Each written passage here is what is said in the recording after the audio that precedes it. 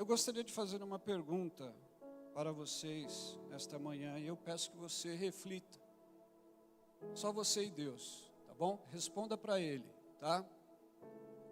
A esta pergunta. Se Jesus voltasse hoje, o que a minha rotina, ela revelaria sobre o que eu realmente creio? Então a pergunta é esta, responda no seu interior diretamente a Deus, tá bom? Se Jesus voltasse hoje, o que a minha rotina revelaria sobre o que eu realmente creio?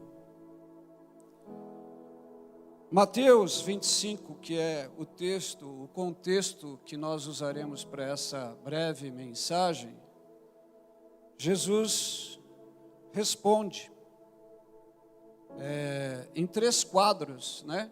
3 parábolas, que falam sobre prontidão, mordomia e misericórdia. O texto básico que eu vou usar, o versículo base, melhor dizendo, se encontra em Mateus capítulo 24. Notem que o contexto está no capítulo 25. Mas nós vamos usar o versículo 44 de Mateus 24, para poder trazer o versículo inicial desta mensagem, tá bom? Vamos acompanhar a leitura? Diz assim, ó: por isso, estejam também vocês preparados, porque o Filho do Homem virá a hora em que vocês menos esperam. Esse texto maravilhoso das Escrituras, eu preciso lhes trazer alguma coisa a respeito, e para isso, esse tema dessa mensagem, ele fala exatamente sobre isso, sobre vigilância, sobre fidelidade e sobre misericórdia. O título, se eu pudesse dar um título a esta mensagem, ele seria Prontos para o Reino. E aí cabe aqui dizer para os irmãos que o reino de Deus, ele se manifesta de 2 formas distintas. O reino dos céus, o reino de Deus, ele se manifesta de 2 formas distintas. Uma delas hoje, você está vivendo ela agora mesmo, que é no seu coração.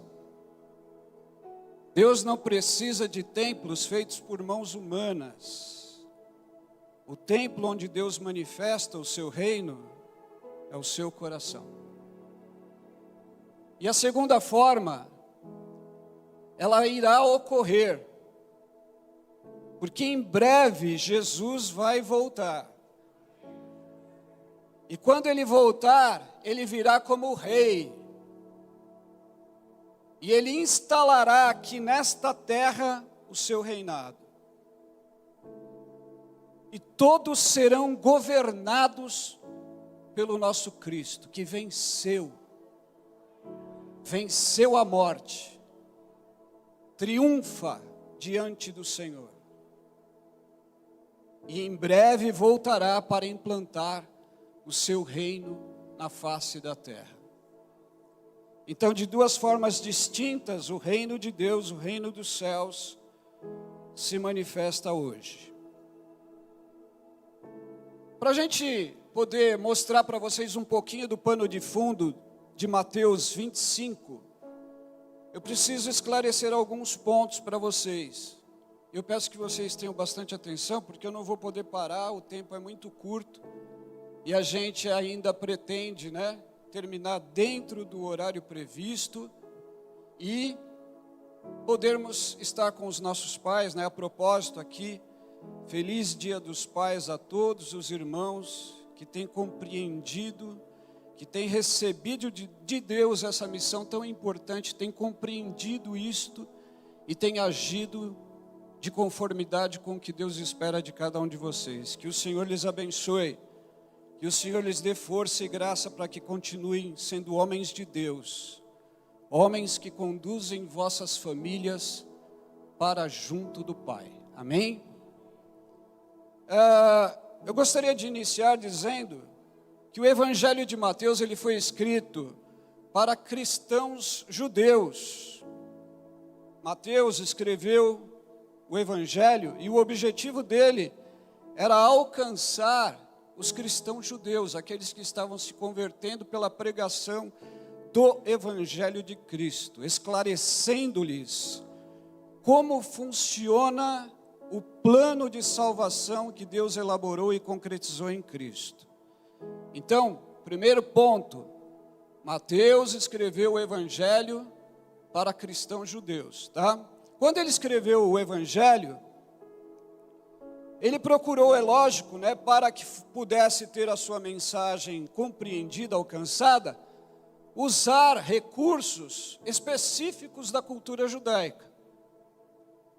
Os capítulos 24 e 25 de Mateus, eles são chamados de discurso escatológico do Senhor Jesus.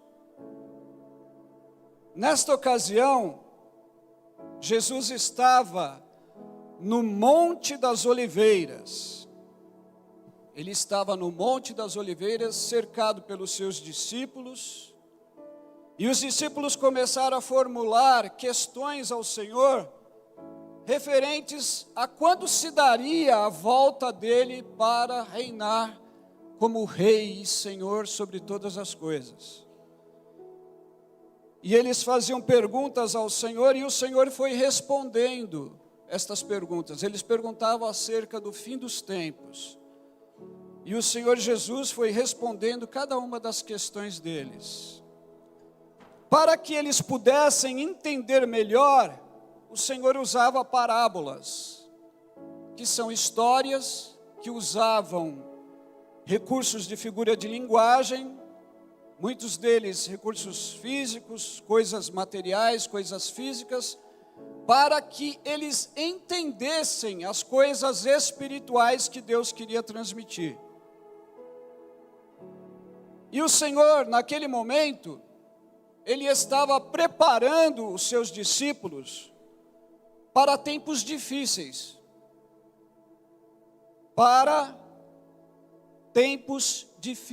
onde haveria necessidade de que nós estivéssemos sempre prontos, o tempo todo prontos, para podermos suportar e podermos vencer.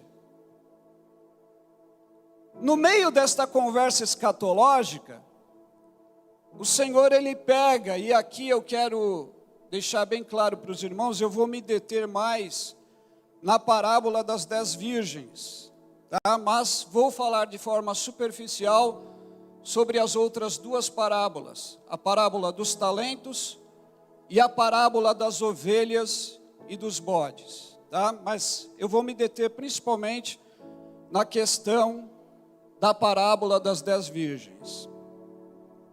No meio então desta conversa que ele estava tendo com seus discípulos, o Senhor usou uma parábola onde ele falava sobre a cena de um casamento. É lógico que um casamento judaico. E este é o primeiro ensinamento de 3 partes sobre prontidão privada e interior, sobre mordomia ativa e sobre o fruto da prontidão. Vamos para a primeira parte? A parábola das 10 virgens está localizada em Mateus capítulo 25, versículos 1 ao 13. Você pode colocar no telão, por favor?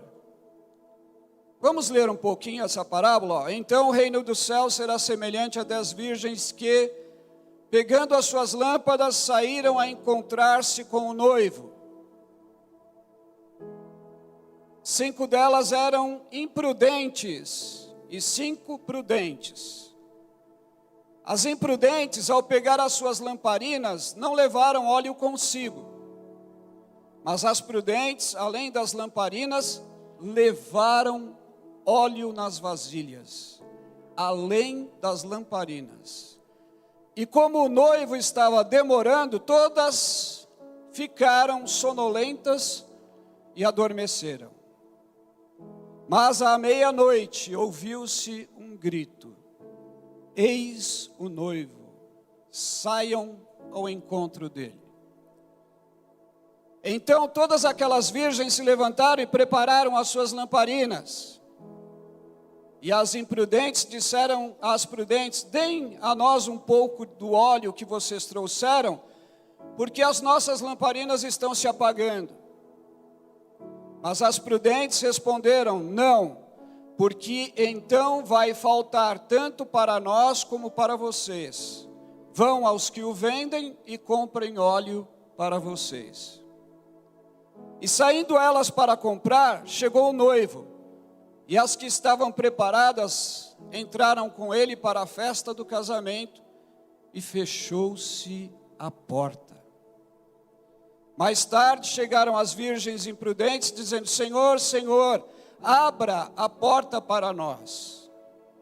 Mas o noivo respondeu: em verdade lhes digo que não as conheço. Portanto, vigiem, porque vocês não sabem o dia nem a hora. Agora eu vou entrar em detalhes sobre esta parábola, de forma bem rápida, para que vocês possam compreender o contexto, tá bom? Na cultura judaica, irmãos, o noivado, ele era um acordo formal e vinculativo. Um acordo formal e vinculativo, tão importante quanto o casamento. O noivo ia até a família, né? Manifestava o seu desejo de tê-la em casamento, e aí as famílias iniciavam uma negociação, né? Então o noivado era algo tão importante quanto o casamento. Primeiro ponto. Segundo ponto. Mais tarde, depois do noivado firmado, do compromisso firmado, do acordo firmado, o acordo formal, vinculativo firmado, mais tarde, até cerca de 1 ano depois, vinha a celebração do casamento. Na ocasião, o que acontecia quando da celebração? O noivo saía, prestem atenção nisso, à noite. O noivo saía à noite, reunia os seus amigos e vinha buscar a noiva.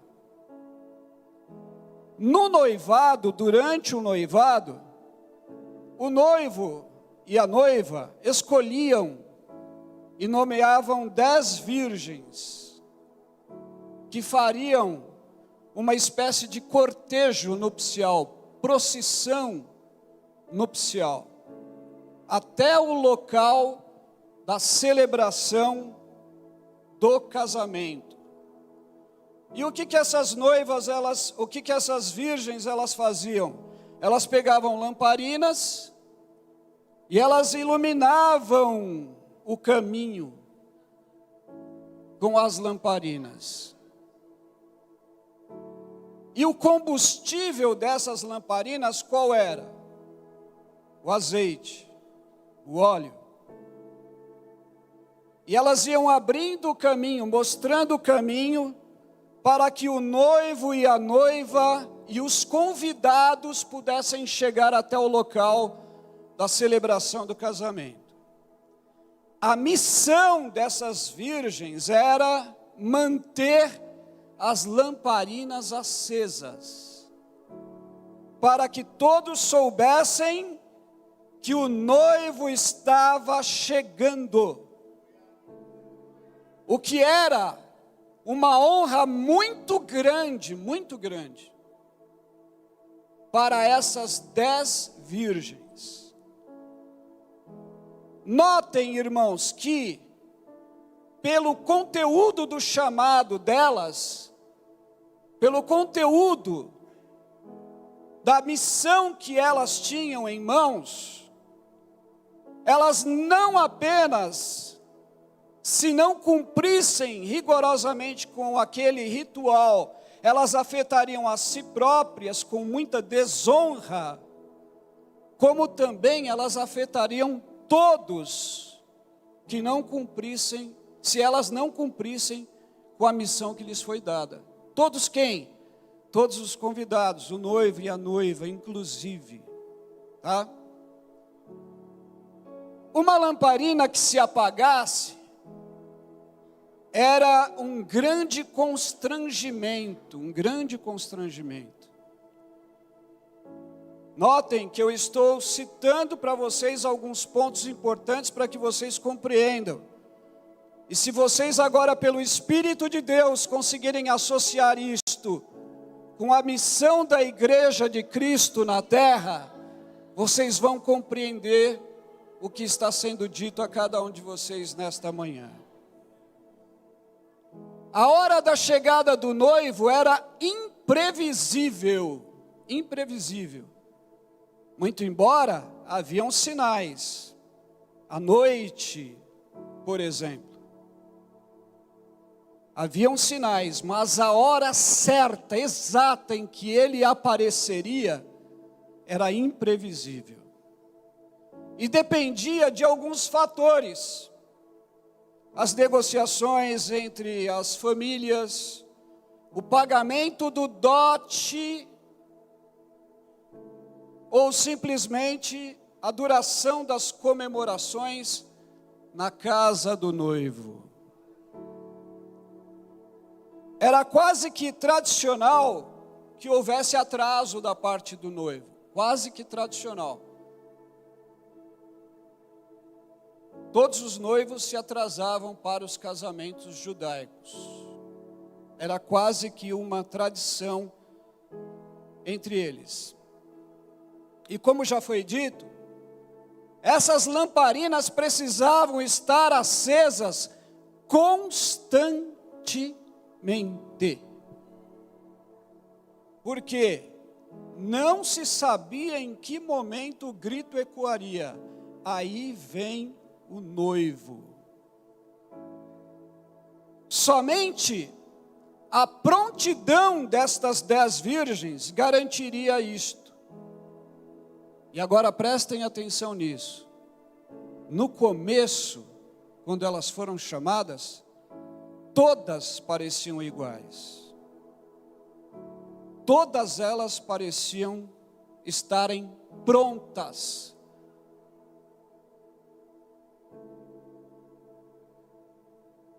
Seria prudente, portanto, por não saber em que momento o noivo viria, que todas elas carregassem óleo extra, azeite extra.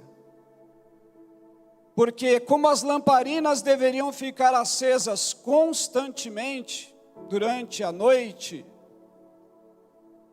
e ele demorando, muito provavelmente este óleo se acabaria e precisaria ser reposto. Quando nesta parábola Jesus usa alguns números, por exemplo, 10 virgens, havia um significado muito profundo nisso, de acordo com a gematria, que é a gematria, numerologia bíblica hebraica. Tá? Os números têm significado. E aí, eu abro um parênteses para dizer, nada do que está escrito na palavra de Deus está escrito à toa. Nada, nada. Até os números contam. Quando se fala de 10 virgens, está querendo se dizer a completude, a totalidade. E aí, trazendo para o nosso contexto atual, o que isto significa dizer? A igreja de Cristo, a completude da igreja de Cristo, Não apenas a CCNV, mas a Igreja Universal. Não estou me referindo à Igreja Universal do Reino de Deus, estou me referindo à Igreja Universal em todo o mundo. A completude da Igreja deveria estar pronta. 10 significa completude, totalidade. E 5 e 5? Por que foi dividido 5 e 5? 5 prudentes, 5 imprudentes. Porque indica, irmãos, que 5 são chances iguais de que tanto você esteja inserido nas prudentes, como nas imprudentes. Se nós disséssemos, ou se Cristo tivesse dito, olha, 30% são prudentes, ou são imprudentes, 70% são prudentes, a porcentagem seria maior, e indicaria que poucas pessoas estariam incluídas entre aquelas que não estavam prontas. Mas quando se fala de 5 e 5, fique atento, fique esperto, porque isto fala que as chances são iguais para todos os lados. E aí o Senhor Jesus as diferencia exatamente entre sábias e prudentes e imprudentes, apenas por um fator. Por que Jesus as identificou como sábias, 5 delas sábias, prudentes, e 5 delas imprudentes? Somente pelo óleo extra que elas levaram.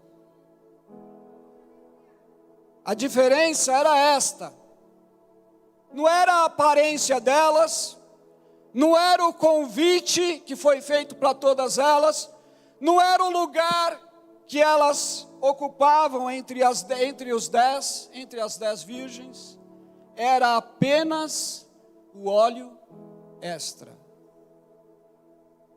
E aí, irmãos, notem bem isso, que isso fique gravado para todos nós nesta manhã, inclusive eu próprio. Todas elas haviam sido convidadas, assim como todos nós fomos convidados. Todas elas se compromissaram com os noivos. Qual era o compromisso assumido? Olha, eu te chamo, eu te convoco, eu quero você presente no meu casamento, na festa de celebração do meu casamento. Mas você só tem uma função, uma obrigação: manter a lamparina acesa e iluminar o caminho. Todas tinham lamparinas, todas tinham lamparinas. Todas estavam trajadas para a festa. Isso tem um significado muito forte, irmãos, porque nós fazemos parte do contexto da Igreja de Cristo, mas só o que vai identificar se você está intimamente ligado ao Senhor é a tua vida pessoal com Deus, não é a tua aparência. Você também foi chamado, todos fomos. Nada vai identificar você a não ser a prontidão do teu relacionamento com Deus. Todas estavam trajadas para a festa. Todas estavam juntas, como nós estamos juntos aqui hoje. Todas estavam em pé. Todas estavam ao ar livre, ou seja, lá fora todos viam as 10 virgens. Sabiam que elas estavam ali. Assim como o mundo hoje observa a Igreja de Cristo na face da terra. Todas estavam juntas à noite. E aí, irmãos, vale uma parte. A noite chegou. Tempos difíceis, tempos sombrios, tempos em que, se você não tomar cuidado, você cai. Por causa da escuridão. E mais uma coisa, todas elas esperavam o grito ecoar. Nós estamos todos aqui reunidos nesta manhã, aguardando aquele dia glorioso, em que a trombeta vai soar,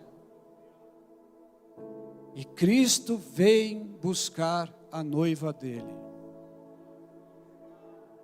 Apenas uma diferença entre elas: a prontidão decidida bem antes de carregar óleo extra. Elas decidiram bem antes, as prudentes, que deveriam levar óleo extra, porque se por acaso o noivo demorasse, elas teriam que ter azeite na lamparina. E aí Jesus acrescenta um detalhe importantíssimo nessa história. Sabe qual é o detalhe? Todas dormiram.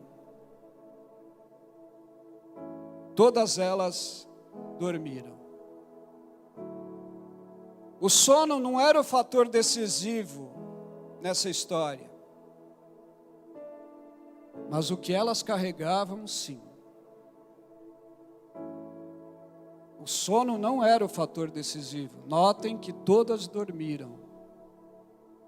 Todas viviam suas vidas normalmente.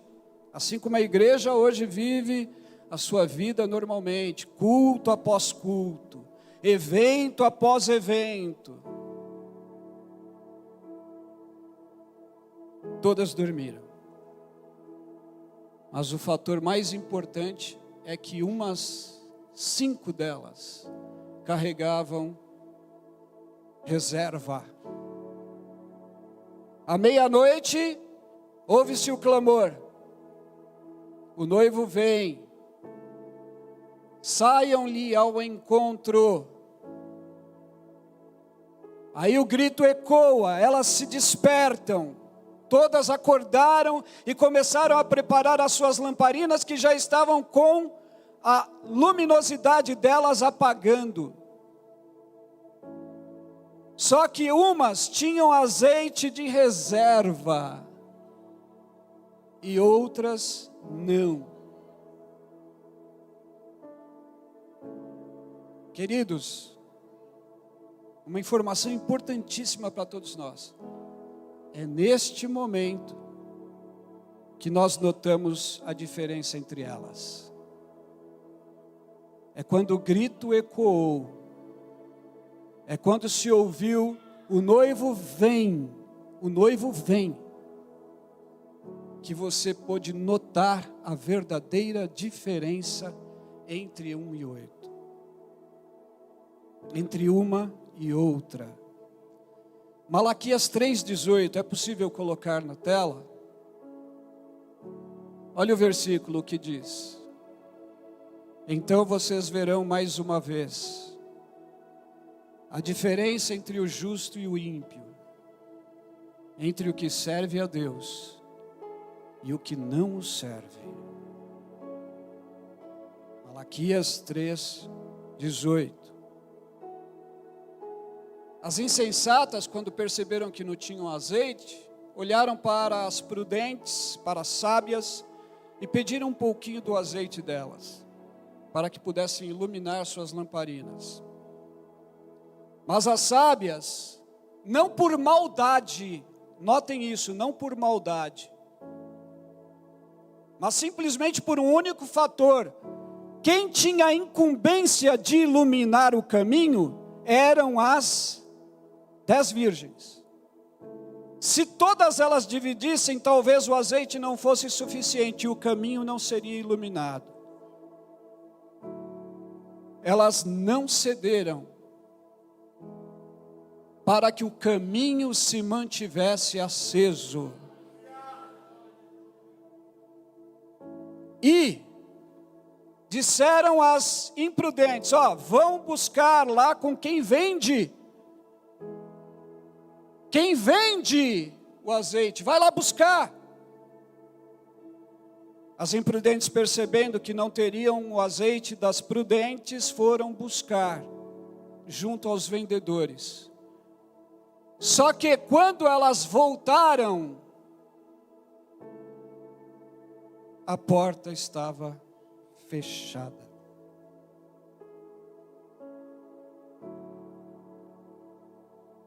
A porta estava fechada. Elas batem na porta, e o noivo ouve a batida, e ele solta uma frase, irmãos, impactante, que todos nós precisamos atentar para ela. Não vos conheço.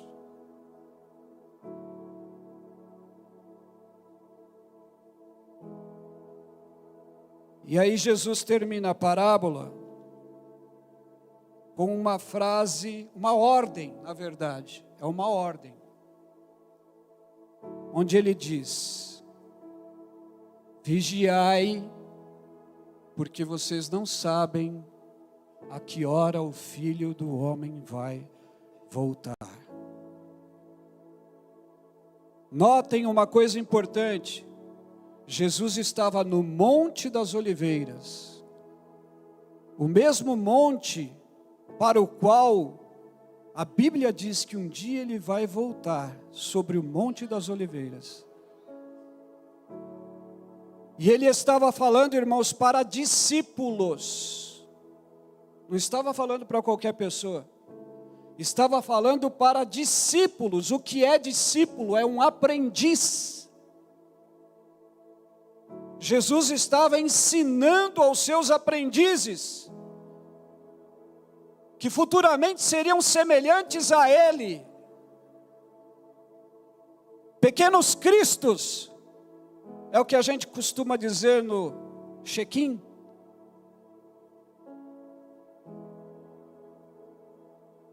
Jesus decidiu, ou dividiu o grupo de 5 em 5 nesta parábola. E aí, irmãos, olha, observem bem isso. É como se a história, a parábola em si, ela quisesse ou ela estivesse silenciosamente perguntando para todos nós hoje: em que 5 você está? E aqui não se trata de grupo, não se trata de grupo, não se trata de categoria, os bons, os maus, nada disso. Se trata de uma análise pessoal. É como se a história estivesse inquirindo isso de você. A parábola em si estivesse inquirindo isso de você. Uma análise pessoal sua. É por isso que eu fiz a pergunta e pedi para que vocês respondam isso para Deus. Porque é uma análise pessoal. Eu não posso julgar ninguém. Todos nós aqui aparentemente estamos iguais. Irmãos, eu não vou me desculpar por estar pregando essa mensagem. Sabe por quê? Os dias são findos. E a igreja de Cristo Jesus precisa estar pronta. Precisa estar pronta. Não vou me desculpar. Eu relutei com Deus. Deus, eu vou falar sobre esse Dia dos Pais. O pastor não está presente. Muito embora meu pastor, vosso pastor, me deu total liberdade para ministrar. E eu agradeço a Deus pela vida dele, pela confiança. Não vou me desculpar, irmãos, porque isto é um alerta para todos nós, inclusive para mim. Para mim.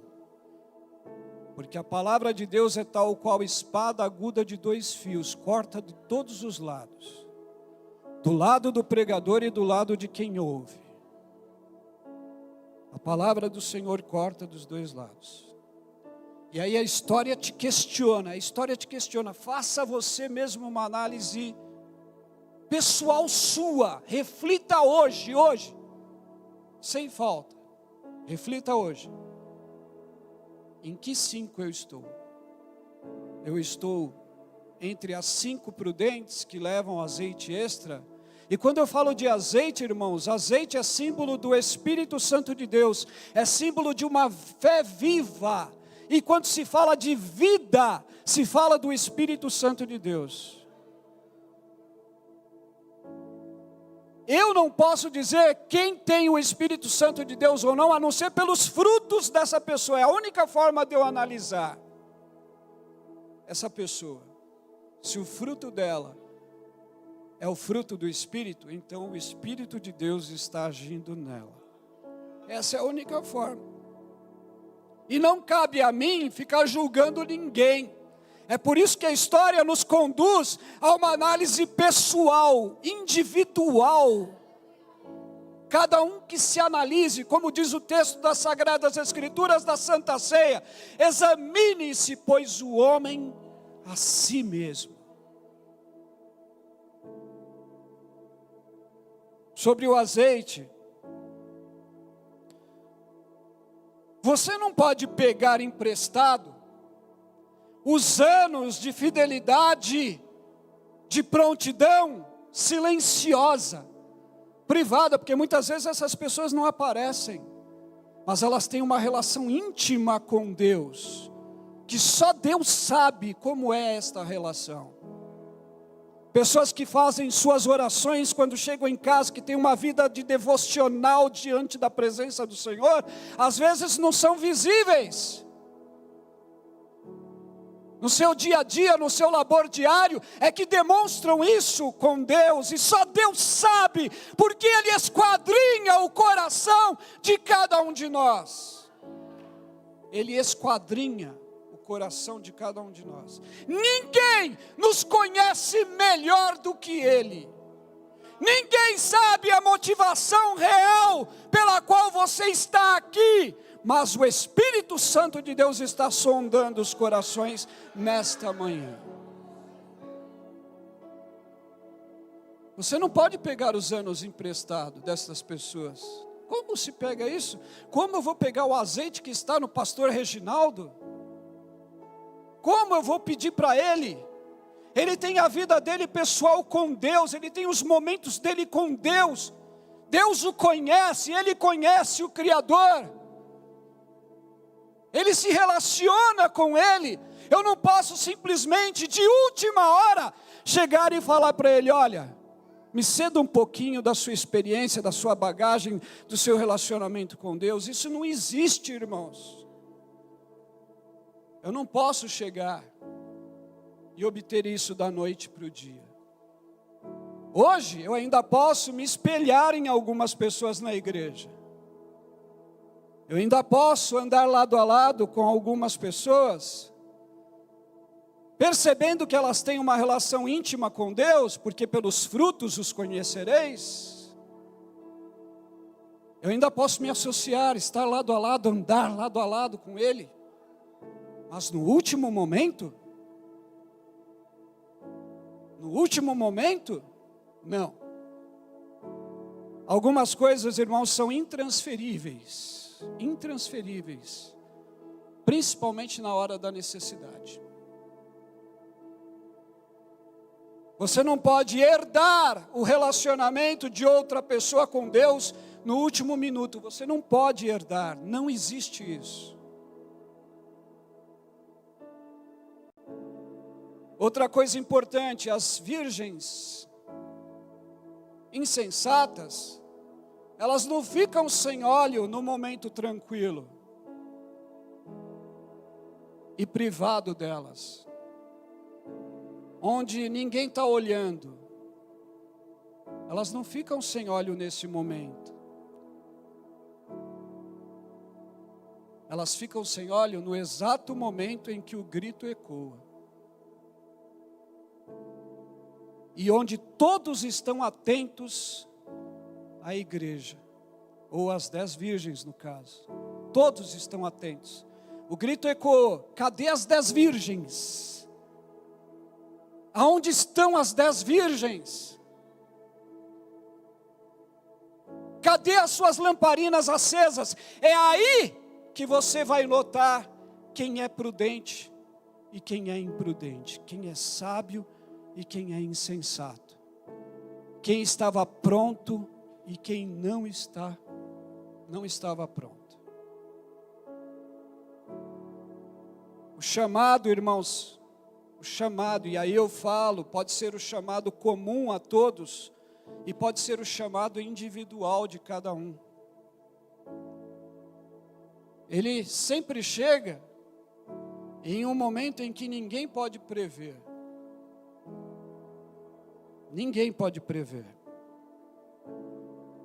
Daí a necessidade mais do que importante de você estar sempre pronto. Eu queria que vocês colocassem Eclesiastes, capítulo 9, versículo 8, na tela. Olha o que diz o texto. Que as suas vestes sejam sempre brancas e que nunca falte óleo sobre a sua cabeça.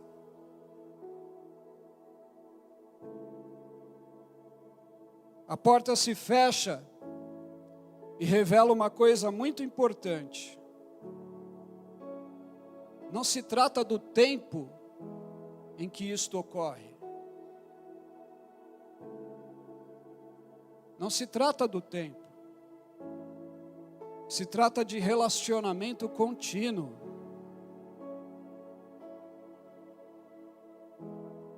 Por que se trata de relacionamento contínuo? Porque Jesus respondeu para elas quando bateram: não vos conheço.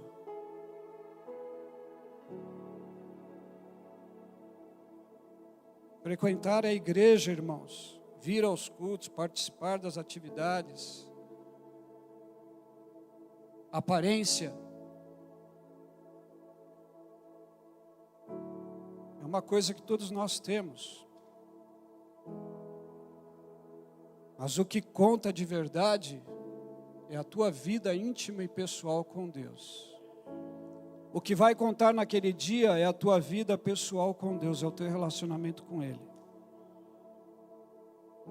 O que vai dizer para você que você vai ser aceito e recebido pelo Senhor, onde Ele vai te dizer: vinde benditos, ou Ele vai dizer: apartai-vos de mim, malditos. É o teu relacionamento pessoal com Deus, dia a dia, minuto após minuto, segundo após segundo. Aparência, todos temos de cristãos, né? Mas onde Deus sabe quem de fato se relaciona com Ele. Nenhum esforço de última hora vai contar naquele dia, naquele momento. Não vai adiantar correr para a igreja arrependido, chorando, porque não vai mais dar tempo. A igreja será arrebatada, tirada da terra. Não vai dar tempo. Não é uma história, irmão, sobre pontualidade, mas sim sobre pertencimento à celebração. Todas foram convidadas a pertencerem à celebração.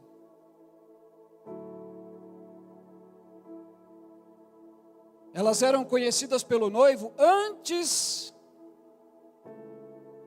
do evento ocorrer. Antes, o noivo as conheceu. O noivo as chamou, a todas elas. O noivo as convocou: olha, vocês vão ser as 10 virgens que vão iluminar o caminho para o meu cortejo. Elas eram conhecidas do noivo bem antes. Mas uma coisa ocorreu com 5 delas: descumpriram o acordo. E com esse descumprimento do acordo, elas demonstraram total desconsideração para com aquele que a chamou. Total desconsideração. amanhã eu busco.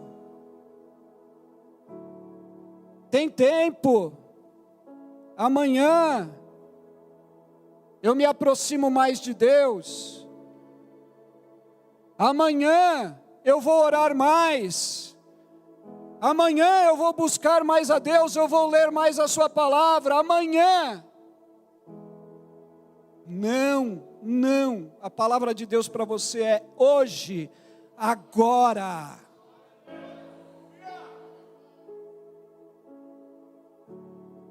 A porta fechada, irmãos, revela o que está em jogo. Vocês entendem isso, o que está em jogo? É a vida eterna que está em jogo, é só isso. A vida eterna está em jogo. A porta fechada revela o que está em jogo quando a prontidão falha.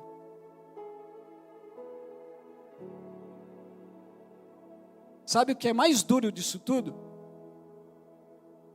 É a percepção perturbadora, percepção perturbadora de você estar do lado de fora da própria celebração a qual você pensava pertencer.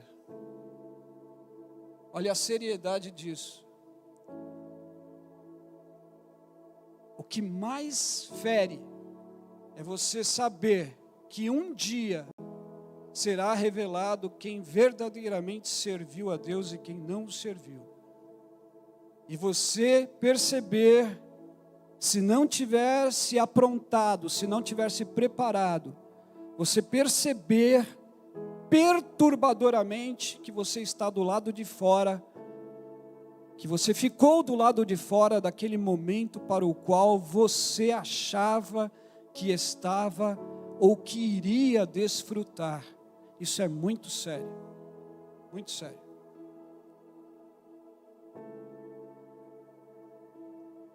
Segunda parte, e aí eu já estou terminando, tá bom? A parábola dos talentos, que vem a seguir em Mateus 25, ela revela que quando você compreende, de fato você compreende que você pertence, que você faz parte do reino de Deus, você entende o que recebeu de graça e para o que serve aquilo que você recebeu de graça. Essa parábola nos revela na sua totalidade que quando você compreende que você pertence ao reino de Deus e você recebeu de Deus coisas para que você exercesse esse reino aqui na terra. Quando você entende isso, você percebe que de graça foi dado a você, e não há outra atitude mais correta, a não ser usar devidamente o que lhe foi dado. Não há outro resultado possível para quem entende isso, a não ser multiplicar. Notem que os trabalhadores receberam talentos, cada um numa quantidade. O que recebeu 5, granjeou mais 5. Entendeu o seu chamado, entendeu do que ele fazia parte. Entendeu, pegou aquilo que ele recebeu de graça e multiplicou. O que recebeu 2, idem. Mas o que recebeu 1, enterrou.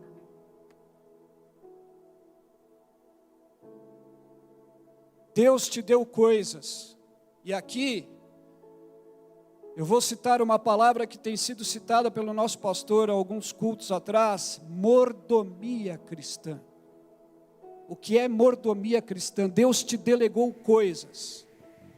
A tua própria vida é uma delas. E a partir do momento que você não cuida da tua saúde, você não está exercendo a mordomia como deve, sobre o seu corpo. Mas Deus te deu muitas outras coisas. Deus te deu uma família. A você, mulher, Deus deu um esposo. A você, homem, Deus deu uma esposa.